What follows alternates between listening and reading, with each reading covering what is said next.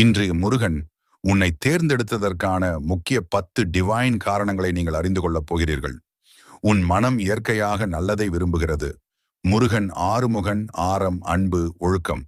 நீ ஒருவர் கஷ்டப்படுவதை பார்த்தால் மனம் வலிக்கிறது என்று நினைக்கிறாய். இதுதான் முருகன் உன் உள்ளத்தில் இருப்பதற்கான அடையாளம். நீ பிறருக்கு உதவ விரும்புகிறாய், சமயம் இல்லாமல் கூட, பிடித்த அளவு கூட உதவ முயல்வாய். அந்த தர்ம மனம் முருகன் அருளின் தன்மை. உன் மனம் தூய்மையாக இருக்கிறது. நீ யாருக்கும் தீமை நினைப்பதில்லை. உள்ளத்தில் தூய்மை உள்ளது.